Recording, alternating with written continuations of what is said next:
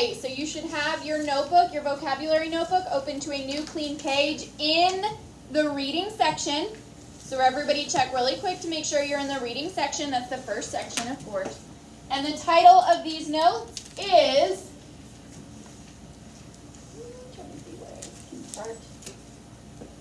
Adapting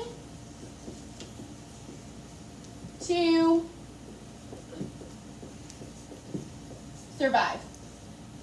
So at the top, you should have the title, Adapting to Survive, and then today's date.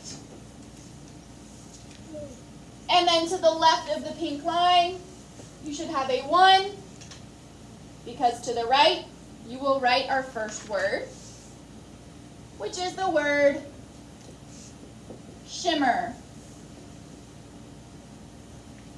Shimmer. Shimmer is spelled S-H-I-M-M-E-R. Shimmer.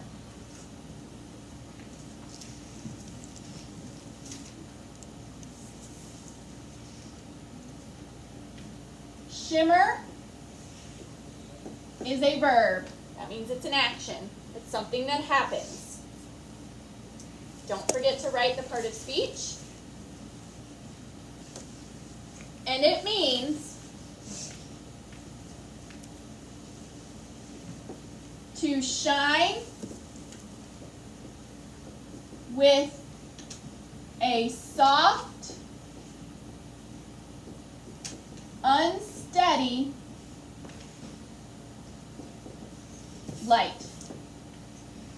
So shimmer is a verb, and it means to shine with a soft, unsteady light. So it's not a bright, bright light, and it's not on all the time. It's like if you see the sun. Can we what? So put it away, please. It's like if you see the sun reflecting on a lake. It's very soft. It's not usually super bright, and it's not there all the time. It kind of comes and it goes. It's on and it's off, or like a candle.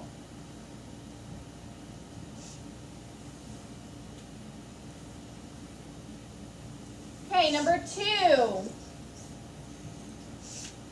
is the word eerie. Make sure you're spelling these words correctly. It is spelled E-E-R-I-E. Eerie. Victoria and Aaron, you will be doing cards today. There's 7 words. Victoria, you'll do the first 4, so numbers 1 through 4. Aaron, you'll do the last 3, so you'll do numbers 5 through 7. I'll give you your cards later. Eerie is an adjective. So that means it describes a noun. It describes a person, place, thing, or idea. And it means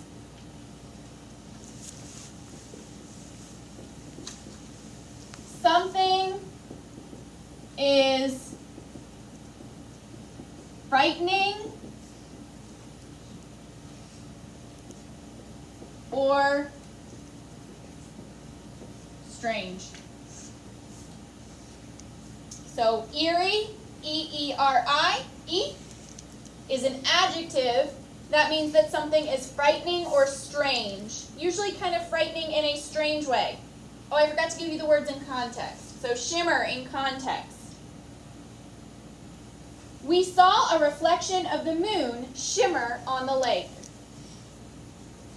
And then for eerie, the cry of a wolf in the distance sounds eerie.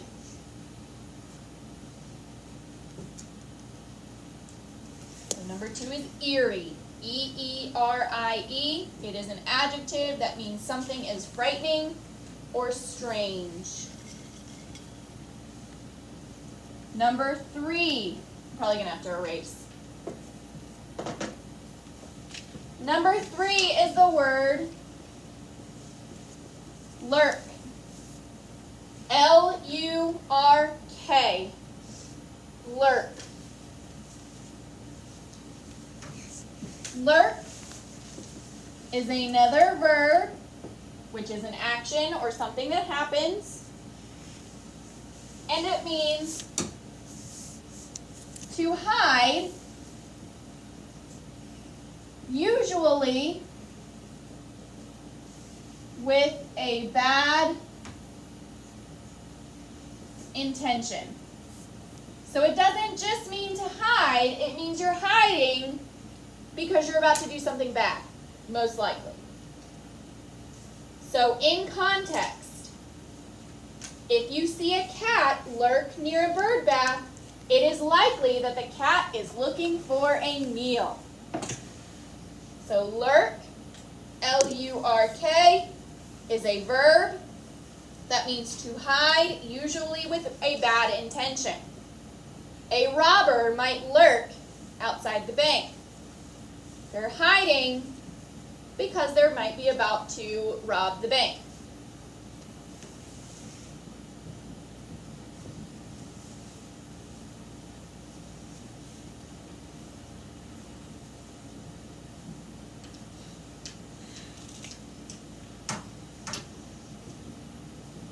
Make sure you're spelling the words right, not only the vocabulary words, but the part of speech and the words in the definition. They are right here in front of you, so there's no excuse to misspell them. You especially need to make sure that you spell them right if you're in charge of doing cards, because if you give me a card with a misspelled word on it, you're going to have to redo it. That means vocabulary word, part of speech, or definition. Okay, number 4 is the word swallow. Swallow. S-W-A-L-L-O-W. Swallow. Swallow is a verb, and it means to move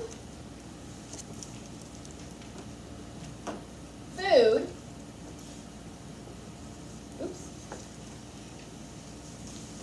to move food from the mouth to the rest of the body. So swallow, S-W-A-L-L-O-W, is a verb that means to move food from the mouth to the rest of the body. In context, Colin knows how important it is to chew thoroughly before he swallows. Sometimes you might hear the word in the story or in context in a different form. So like this is just the verb. Before he swallows with an S is a present tense verb, which we will learn about later this year. Swallow is a verb. It means to move food from the mouth to the rest of the body. So Aaron, Victoria, those are your 4 words to do tonight. So you might want to star them just so that you know, hey, these are the ones I'm doing. Okay, can I erase number 1? Give me thumbs up if I can erase number 1. Okay. So, obviously, you are not erasing. I'm just erasing because if I write it down here, it's going to be hard for the girls at home and for you guys to see. So, number 5. Aaron, here's where your numbers start. So, you may want to star numbers 5, 6, and 7. Number 5 is the word climate. Climate. C-L-I-M-A-T-E.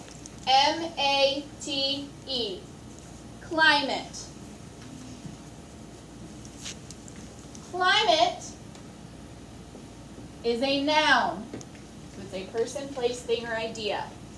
In this case, it's more of kind of an idea, not something you can actually touch.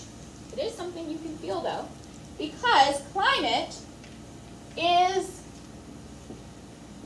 the weather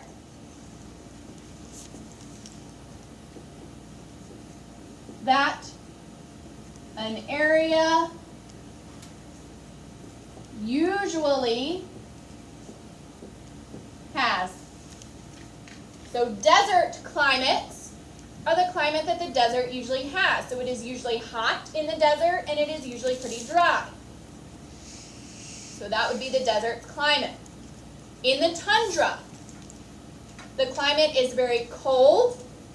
It's actually pretty dry in the tundra too. In the rainforest, the climate is hot and rainy. Here in Memphis, the climate changes depending on the season. In the winter, it's usually pretty cool and dry or rainy, it depends. The summer is usually hot and dry. Fall is usually warm and wet. And spring is usually kind of cool or warm and wet. In context, the climate of southern Florida is tropical. So remember, climate, C-L-I-M-A-T-E, is a noun, and it is the weather that an area usually has. Can I erase number 2? Thumbs up if I can erase number 2. Jason, can I erase number 2? Okay.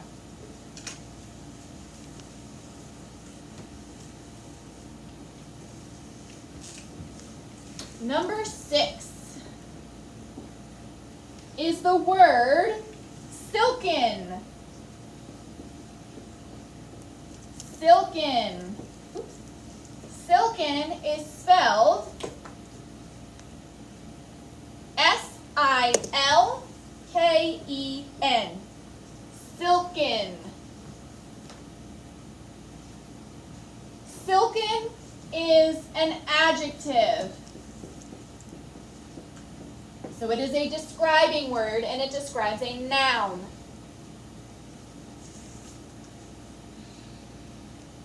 And it means that something has delicate threads or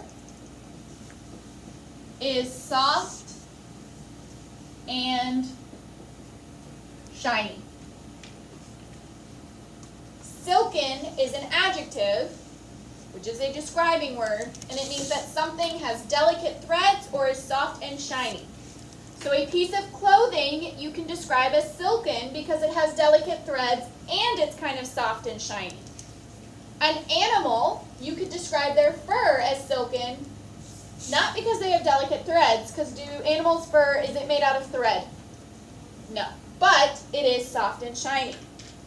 So in context, the kitten's fur was silken. That means the kitten's fur was soft and kind of shiny. Silken, S-I-L-K-E-N, is an adjective. It means that something has delicate threads if you're talking about an item of clothing, or a blanket, or sheets, or something like that. Or it is soft and shiny, which could also describe that clothing or fabric, but also could describe an animal.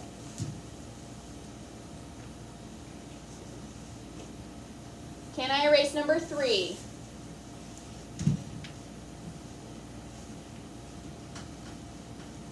Carla, Zari, okay, Carla, can I erase number 3? Okay. Last word. So once you are done writing this word, you may close your vocabulary notebook and put it in your desk. Erin, make sure to put a star or something next to 5, 6, and 7 to let you know those are your words. Victoria, make sure you have some kind of indication that numbers 1 through 4 are yours. Okay, last word. So remember, when you're finished writing the definition of this word, make sure it's correct, all the spelling and everything, and then you may put your vocabulary notebook away. But leave your reading textbook out. So last word is lumbering.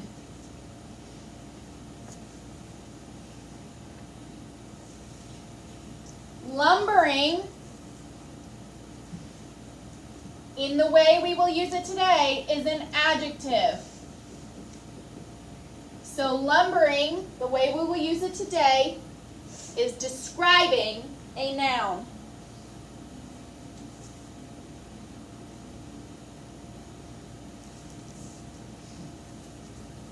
Lumbering, L-U-M-B-E-R-I-N-G, is an adjective that means something is moving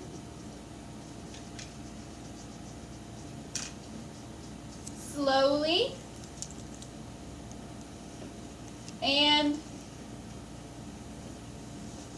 heavily.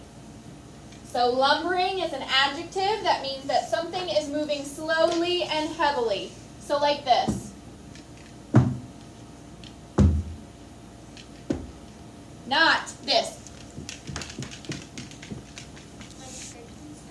Like Frankenstein. Good. Frankenstein would be a lumbering monster. So in context, we saw the lumbering bears in the zoo moving to their cages. So that means they were moving slowly and heavily. Not because they didn't want to go, but just because that's how they move. Lumbering, L-U-M-B-E-R-I-N-G, is an adjective that means something is moving slowly and heavily. So go ahead when you're done writing those definitions, make sure you have them all correct, all the spelling, everything like that, and then put your vocabulary notebook away. Okay, so right now your textbook should be open to page 44. Quickly, please. Yes, Colin, quickly. I was looking at this and I just realized it was stick bug. Mm-hmm. Make sure your textbook is on your desk. And the title of this chapter, even though it doesn't say chapter 1, 2, 3, 4, 5, whatever, we're still calling them chapters. The title of this chapter or section or whatever is Adapting to Survive. So look at that bookmark on the top right of the page. Look at the talk about it. This is where I'm going to read it and you're going to be thinking of your answers. So it says, talk about it. How is the insect in the photograph adapting to survive? How do you adapt to your surroundings? So who can answer that first question? How is the insect in the photograph adapting to survive? Zadie?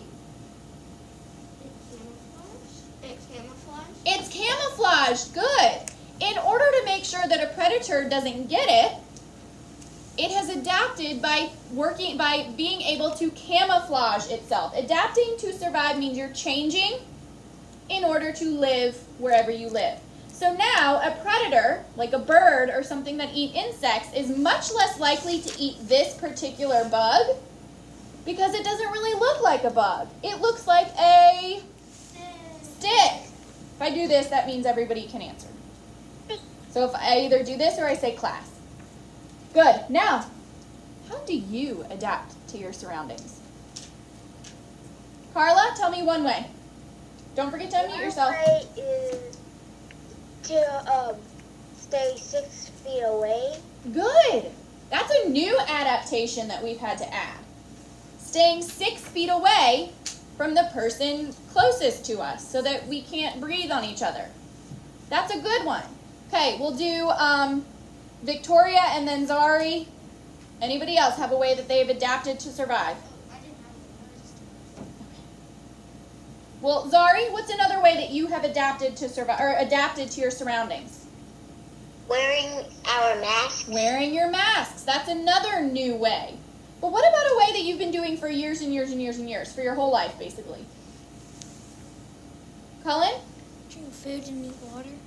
Drink water and eat food. So when you were a baby, you learned how to eat food on your own? What about if it's cold out?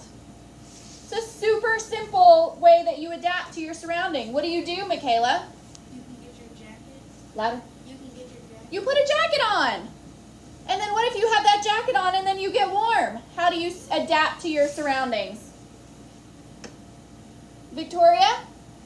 Take it off. You take it off.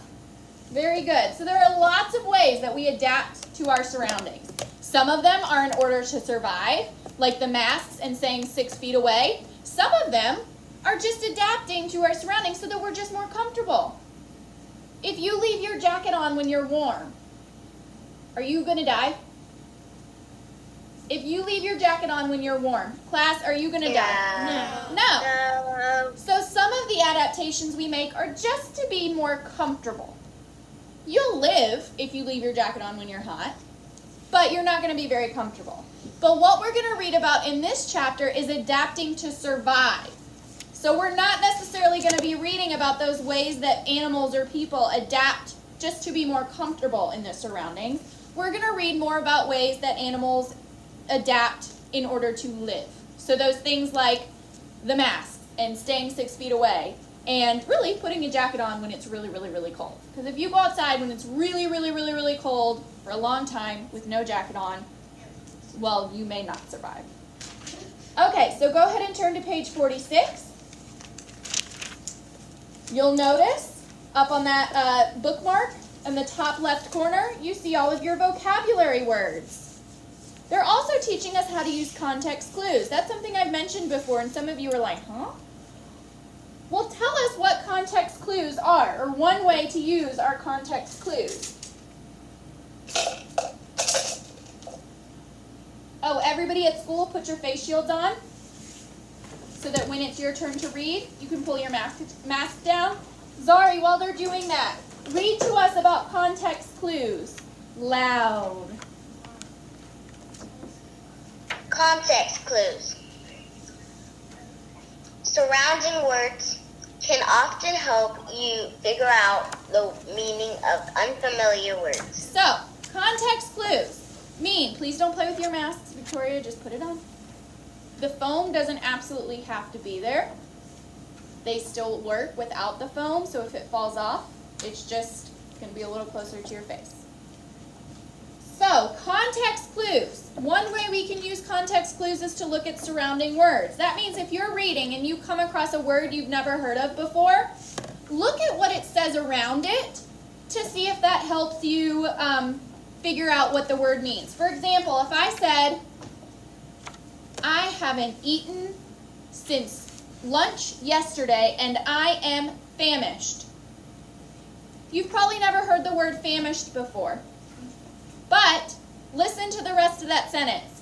I haven't eaten since lunchtime yesterday and I am famished. Based on the rest of that sentence I just said, what do you think famished means? Carla? Hungry. Hungry. Really, really, really hungry. So that's called using your context clues. You're looking at what it says around a word you don't know in order to figure out what it means.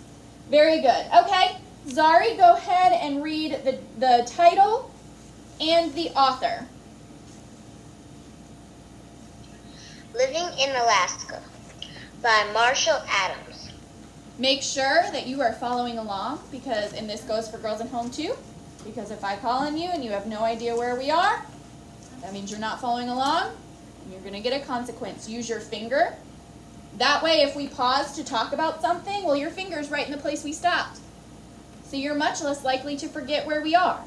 Also, it helps you to make sure that you don't skip words or add words that aren't there. Go slow. Read the whole word. Don't just read the first sounds or the end sounds and then guess. Colin, can I use your idea? Can I share your idea? So what Colin did was she got a bookmark out, and she's going to use it to keep her place.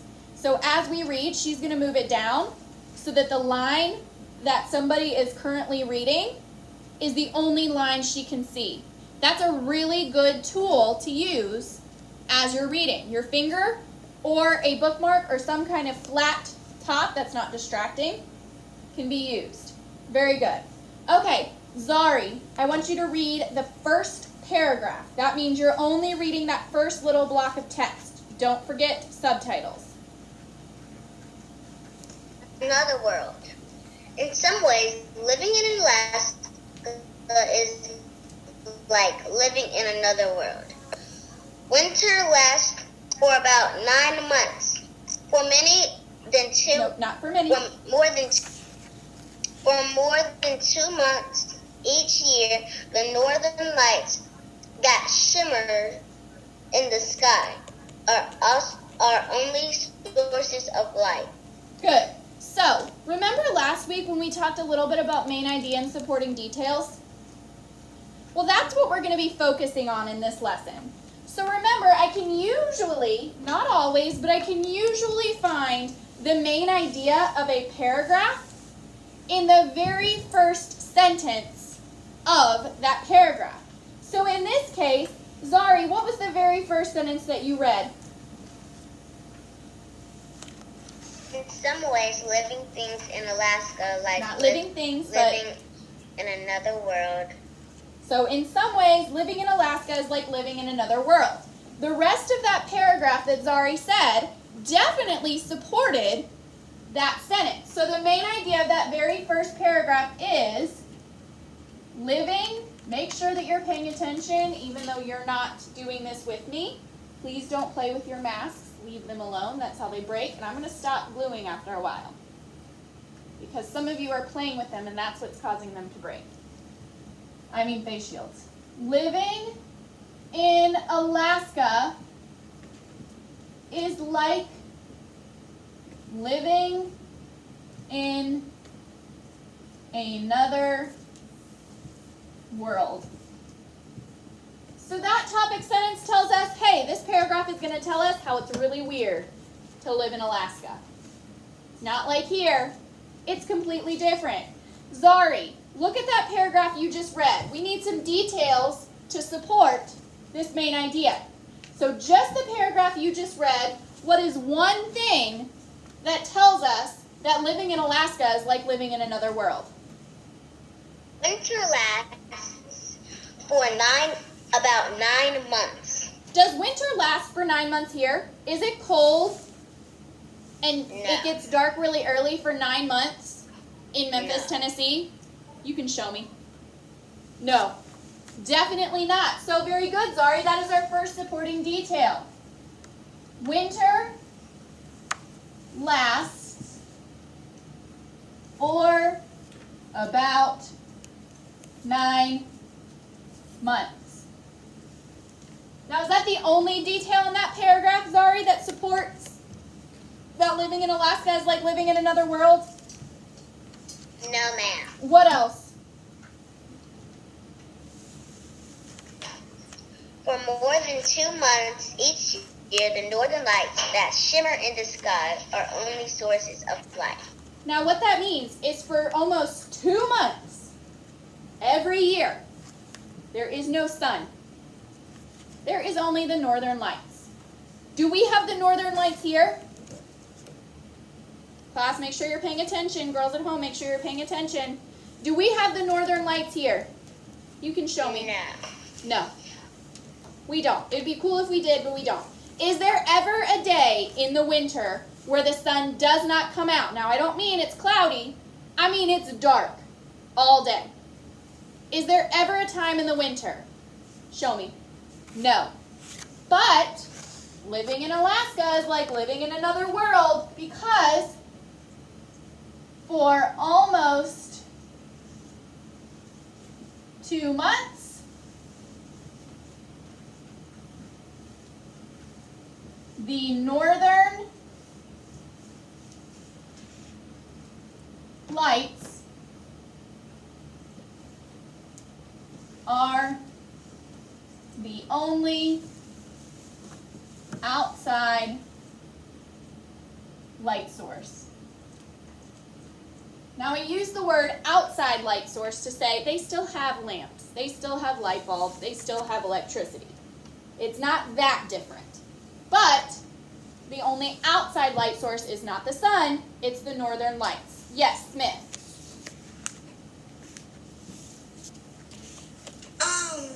The sheet that you're writing on the whiteboard, do we need it? Nope, nobody has this.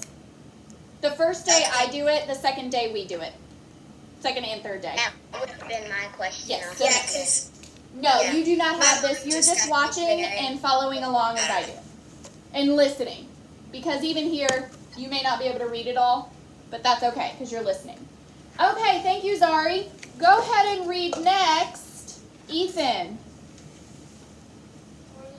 Loud. Pull your mask below your chin. You have your face shield on. All the way below your chin so that it doesn't slide up. Just, there you go. Loud and slow. For the people, it can be eerie to go so long without seeing the sun. For the animals, it can be dangerous. Such predators lurk in the shadows, waiting for their next meal. It may be a snowy owl that swoops down on silent wings and swallows its prey whole. Thank you, Ethan. So in this paragraph, the main idea is not necessarily the first sentence. Because that first sentence, for the people there, it can be eerie to go so long without seeing the sun. Is the whole paragraph about people and it being strange? Is that whole paragraph about people and things being strange? Zadie? No. No. In fact, that's the only time it even mentions people. So this whole paragraph, in this case, we cannot use that first sentence. But we can use the first two sentences, which are for the people there, it can be eerie to go so long without seeing the sun. And the second sentence, for the animals, it can be dangerous. And we can put them together into one main idea, which is the lack of sun affects living things. Because that whole paragraph is about how no sun affects people and animals, which are both living things. Now, what is one detail from that sentence that shows that the lack of sun affects living things? What is one detail from that paragraph, that Ethan just read? Victoria, tell me one detail. Loud. That it's dangerous for animals. Why is it dangerous? What happens?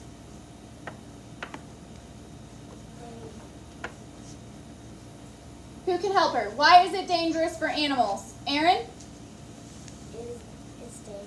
It's dangerous for animals because there's such dim lights and So what can't they see? they can't see other animals. They can't see predators. So one important supporting detail is it's dangerous for animals. Please stop playing with face shields. Because they can't see predators. So it's dangerous for animals because they can't see predators. What's another supporting detail from that paragraph that tells us that the lack of sun affects living things? So we have a way that it affects animals. Well, what other living thing does that paragraph mention? What other living thing does that paragraph mention? The answer's not on my face. What other type of living thing does that paragraph that Ethan just read mention? Thank you, Aaron, but you just answered. You've been answering a lot. Thank you. But everybody needs to be participating. Ethan, your book should be on your desk. What other type of living thing does this paragraph mention? You had your hand up. Loud. So we talked about the animals. Well, what other living thing is mentioned? There isn't enough. What? There isn't enough lighting. Are you? Did you hear the question I just asked? That's the main idea. So that's not going to be a supporting detail. The main idea cannot be a supporting detail.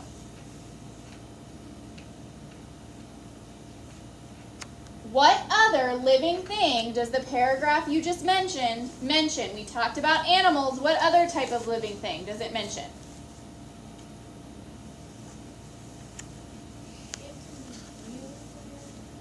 Zari, can you help him out? They mentioned a snowy That's an owl. animal. What other living thing does that paragraph mention?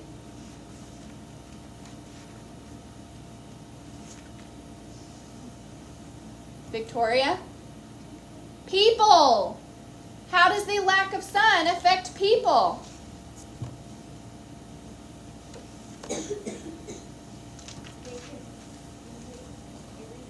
They find it eerie. Do you find things eerie every single day? When you walk outside, does it seem eerie? No. So, people find it eerie. Okay, let's move on to the next paragraph. Do not forget to read subtitles. Victoria, go ahead and read that whole column that comes next. Loud. Pull your mask down below your chin and then read loud, almost like you're yelling. I know you can be loud. Winter coats.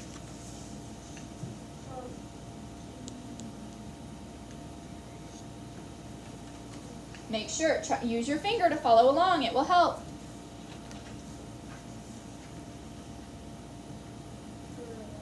Sound that word out. Beavers. Louder. Louder. Beavers, sea otters, and other mammals are adapted to survive. If there's no period, you're not going to pause. You're going to keep going. So make sure that you're not adding in little periods where there aren't any. Otherwise, the next part of the sentence will make no sense. In the cold Alaskan climate. So the way you would read that sentence is, beavers, sea otters, and other mammals are adapted to survive in the cold Alaskan climate. Because listen to this. If I read it like this, beavers, sea otters, and other mammals are adapted to survive in the cold Alaskan climate. Does that make sense? In the cold Alaskan climate. Is that a sentence? No. So make sure you do not pause until you get to those periods. So Victoria, please read that sentence again. Beavers, sea otters, and other mammals are adapted to survive in the cold Alaskan. Slow down. They Louder. grow 2 layers of fur. The thick bottom layer is soft, steel It's one of our vocabulary words. fur. Did you read it? I didn't hear you read the word. You can't just skip words. Steel. Where's the K? The K doesn't come right after. Read, chunk it. Do you guys know what chunking is? It's where you take pieces of words, like let's look at details, because it's kind of big. It's where you take pieces of words and you cover up part of it and just read the part that's shown. So, Carla, please don't do that.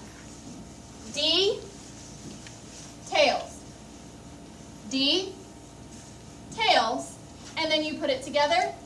Details, details. So chunk it.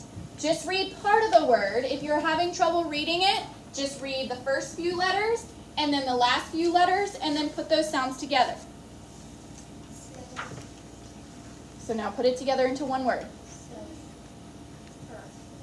Not silk. You said silken, so you can't put it together and say silk, because that's only the first part. So silken, if you put it together, it is the word, but you can't say it, silken. You have to put it together into one word. Silken. Silken is not the word. Silken is the word. Silken is the chunked word, but you have to put it together. Silken. Loud, I can't hear you. Silk. Fur that helps trap body longer coarse hairs that form the outer layers of fat.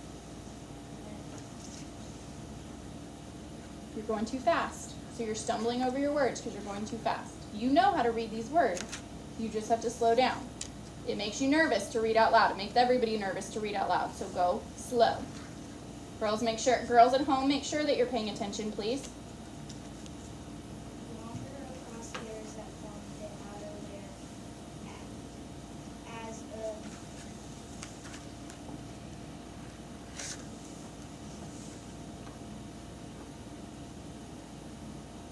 Chunk it. very Berry. Don't forget that last syllable. What is it? barrier There you go. as a barrier against water, snow, and wind. And then go ahead and read that last little bit. That P is silent. Everything else sounds exactly how it's spelled. The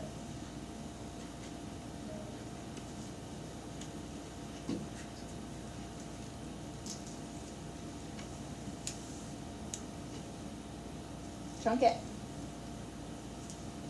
And remember the P is silent.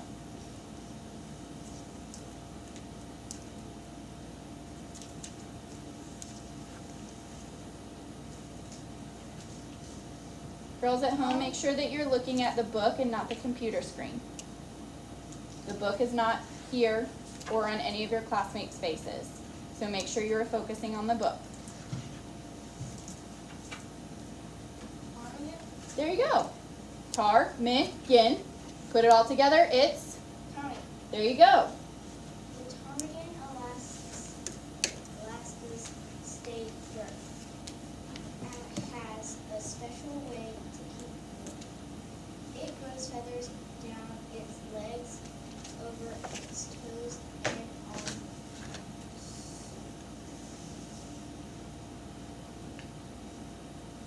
That E is silent.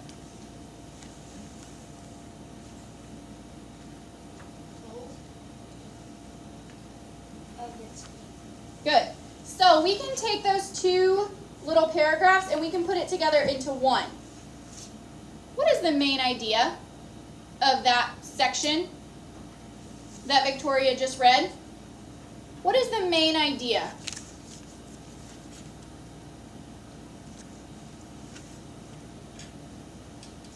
Come on, guys, I need somebody other than Victoria and Zari.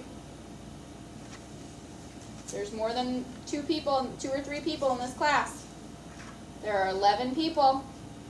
So 11 people should be answering questions, not just 2 or 3.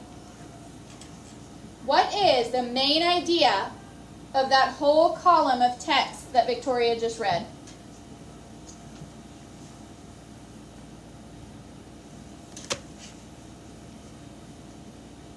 Ethan, Was it about giving more? you need to tell me the sentence. Tell me a sentence that is the main idea. It was about giving more. We're not going to say it was about. Just tell me a sentence. Look at that first sentence. Can we use that first sentence as the main idea? That's the first place you look. Look at the first sentence. Is the first sentence about the whole column of text? Is it, Ethan? Yes. So, that means the main idea is the first sentence. But instead of saying beavers, sea otters, and other mammals, because we also talked about birds, we can say animals. This is not a classroom where I just tell you things and you listen or not, and then whatever you get, you get. This is a class where you work with me. You come up with the answers. I ask the questions. Animals have adapted to survive the cold Alaskan climate. Animals have adapted to survive the cold Alaskan climate. That whole column of text that Victoria just read is about this.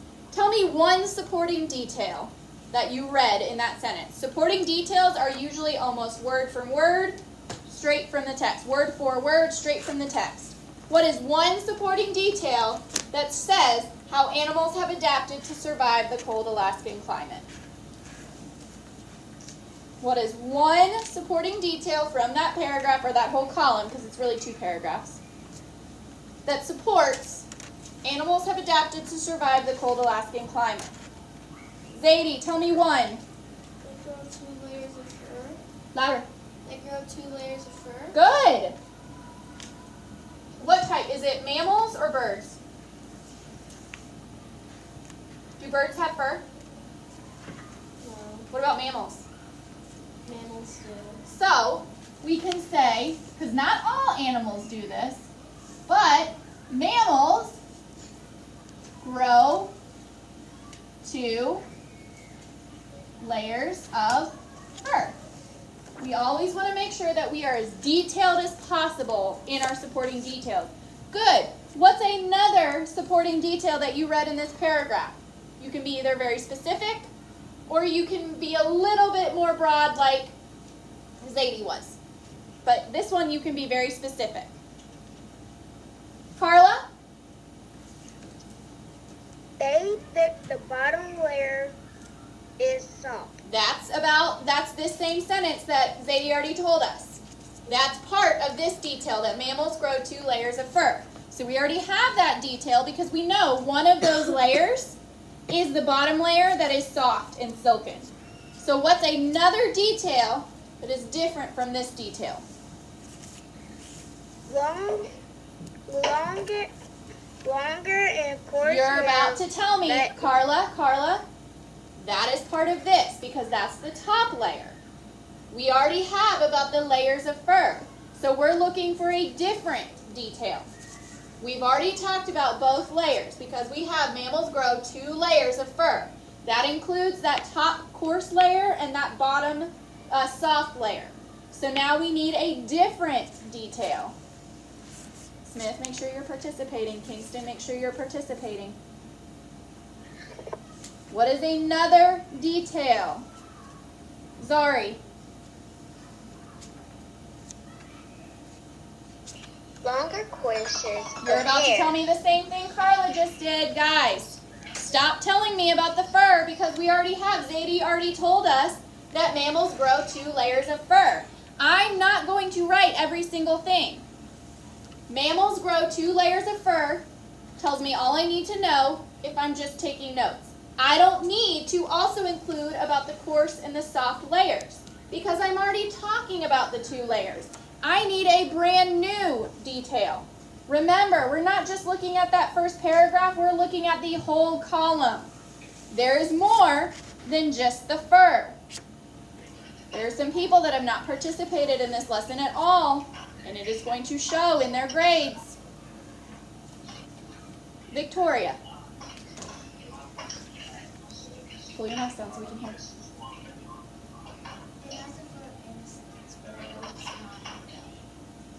It shouldn't have the word fur because we've already talked about the fur.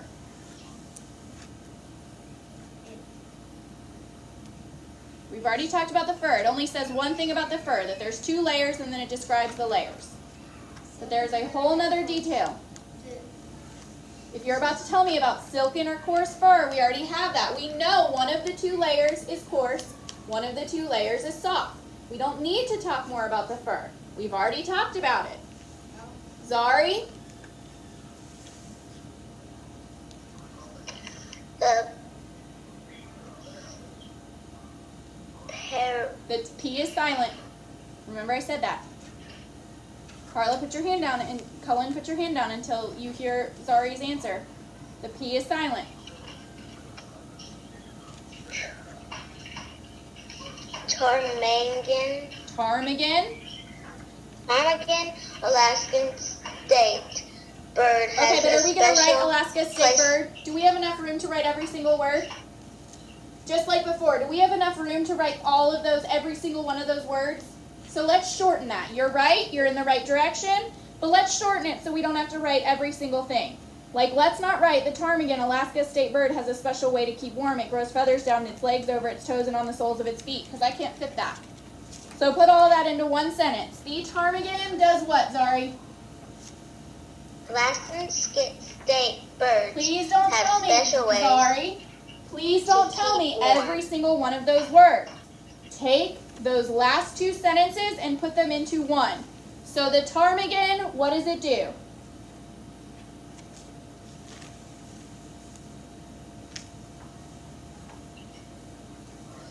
It grows feathers down to its legs and over its toes. So, the ptarmigan, how we can combine that into one sentence, you did well, but we can do even better. The ptarmigan has feathered legs and feet. Okay, we have one more section to talk about and then it'll be time for Spanish. So, Kingston and Smith, this is your chance to participate. Aaron, go ahead and read the next paragraph loud. A winter nap. You won't find lumbering. Hold on, Aaron. Carla, please stop. Make sure you're reading your book. Start again, please. Aaron, I'm sorry. A winter nap. You won't find lumbering black or brown bears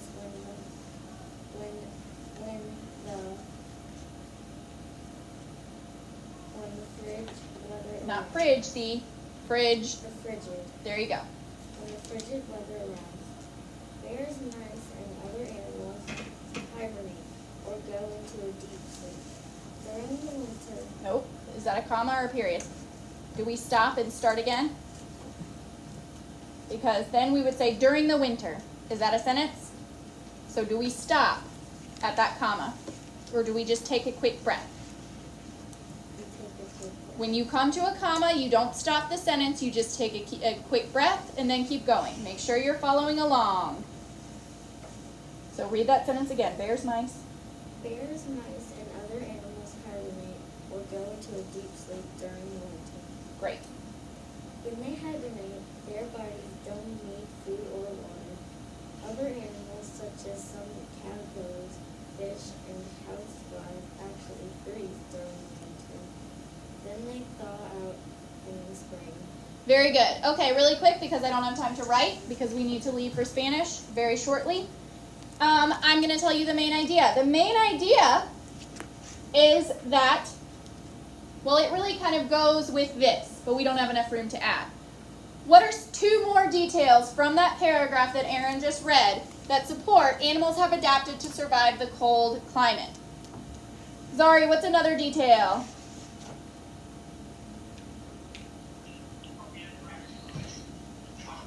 Other animals like caterpillars, fish, and houseflies actually freeze during the winter. So some animals, it looks like mostly fish and insects, actually freeze during the winter. Does that mean that they die?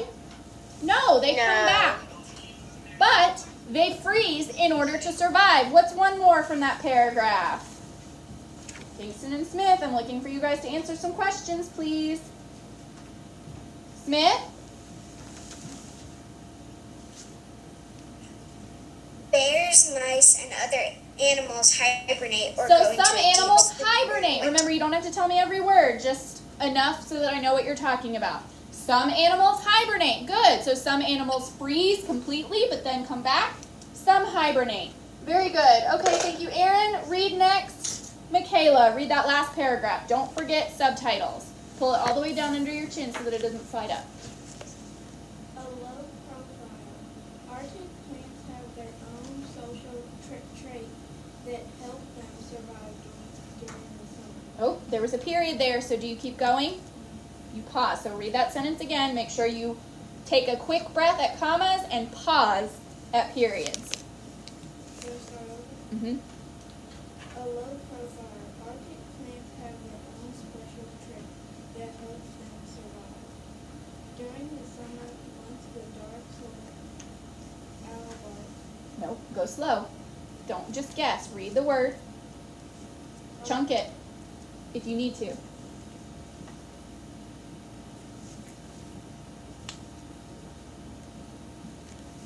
So that means cover the last part of the word. And what does that say? Now cover the first part of the word, and what do you have left? So absorbs.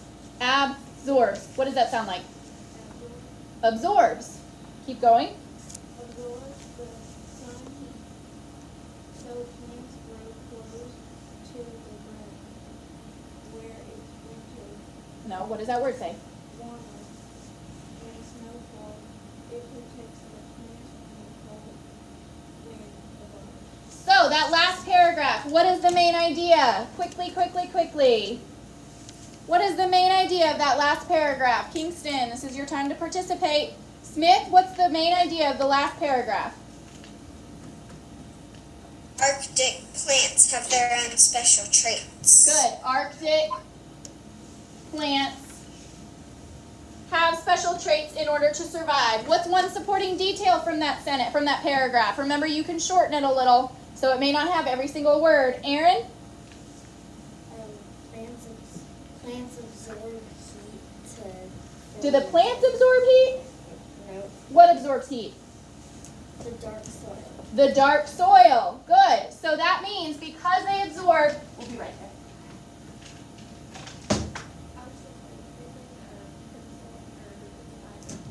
Yes. You're welcome. So because the soil absorbs the heat in the summer, what do the plants do? Aaron?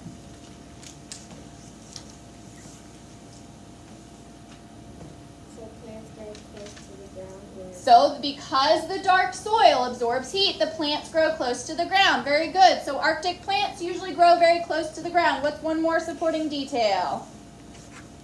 Carla?